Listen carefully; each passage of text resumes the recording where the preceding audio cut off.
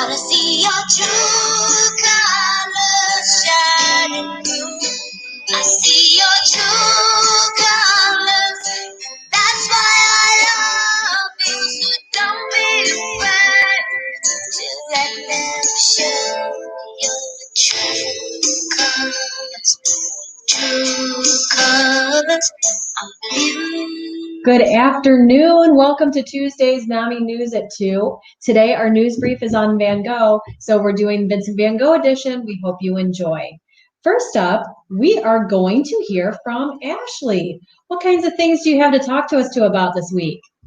Well, we want to say some thank yous about the Afterburn, and we also have a ton of events coming up in November and December I want to share with all of you. So first off, thank you so much to everyone that participated in this year's Afterburn. Thank you to all of our volunteers, people who attended, all of our vendors, donors, and sponsors. Without all of you, we wouldn't have been able to have such an amazing event. And so we have a nice picture there of some of our vendors and volunteers and so forth. So again, thank you to everyone. And this socially distant event will be one we will always remember. Wanted to take a final chance to promote our sponsors, our champion level sponsors. We had Fruth & Company, Walmart, the Wood County Suicide Prevention Coalition, and congratulations to our 5K winners, including Holly Gilsdorf and Kevin Hartman. Make sure to save the date for next year on Friday, October 1st. We will be back at the Wood County Fairgrounds, and fingers super duper double cross, we're going to be back in person. So make sure to mark your calendar. As I mentioned, we have a lot of upcoming events coming in November and December that I want to share with you.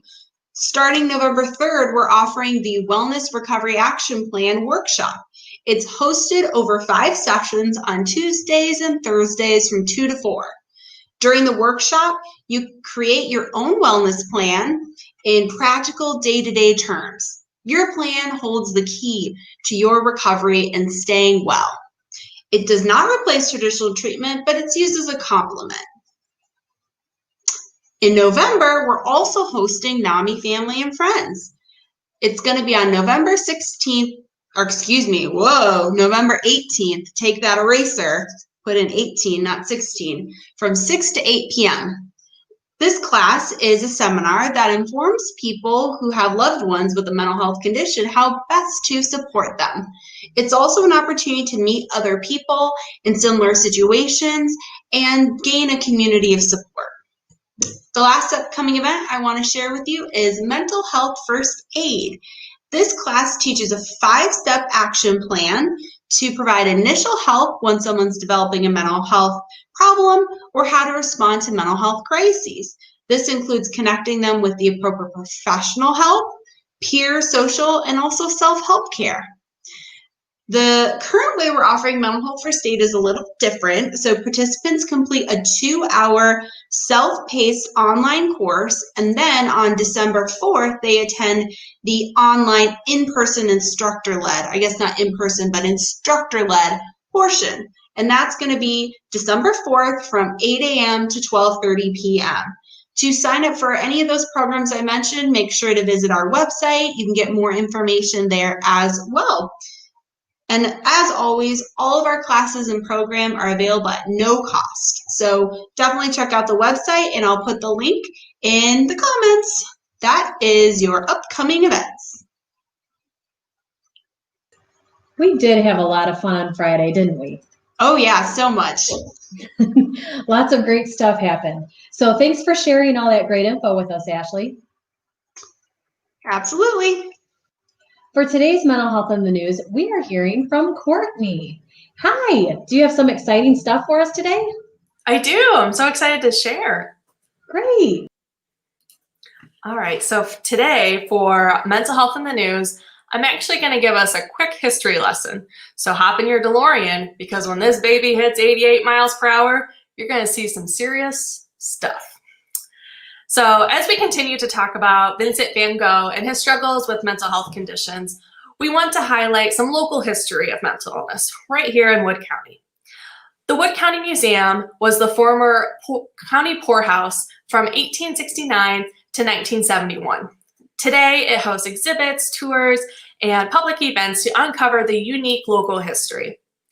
At the Wood County Museum, one of the buildings on their grounds includes the Lunatic Asylum, which you'll see in the picture next to me. This was built in 1885 and was designed to house mentally ill male residents and was placed next to the Wood County Infirmary.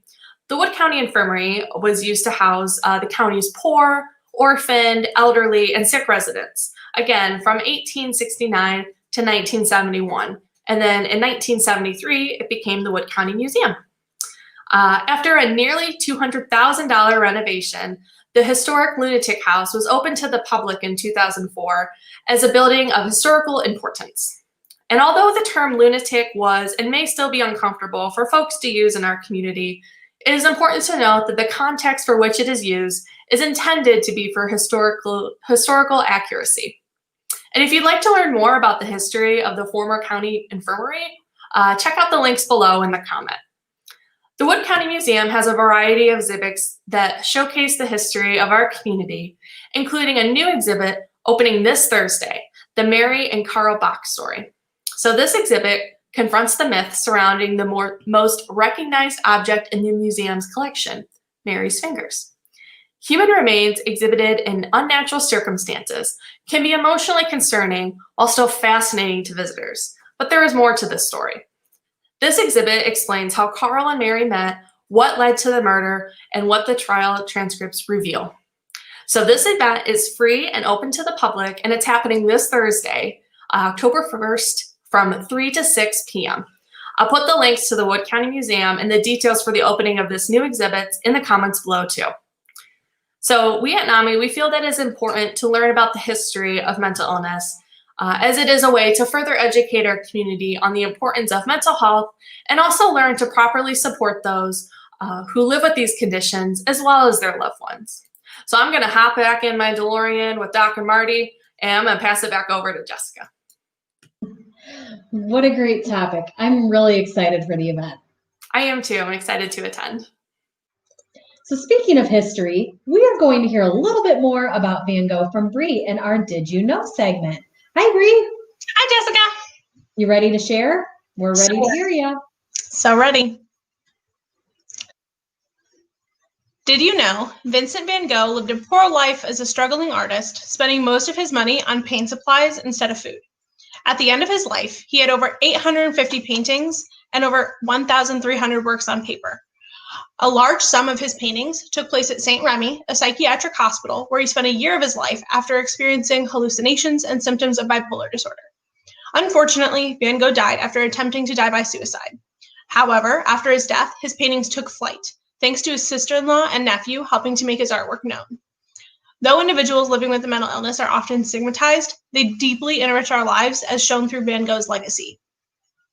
Speculation that some of Van Gogh's symptoms that presented as various mental illnesses has arisen and as individuals looked into his death and what led to it.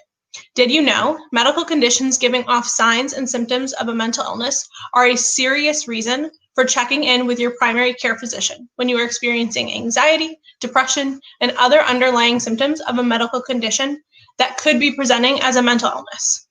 For example, an underactive thyroid can present as signs of depression, and an overactive thyroid can present as anxiety. Additionally, UTIs in elderly individuals can present as agitation, confusion, or hallucinations, to name a few, which can be easily written off as signs of a mental health condition. This information is not to say that symptoms are never of a mental health condition. However, it is important to consult with a primary care physician before a therapist in order to make sure there is no underlying medical condition. I hope this segment has been informative for our viewers and that everyone has learned a little something new today.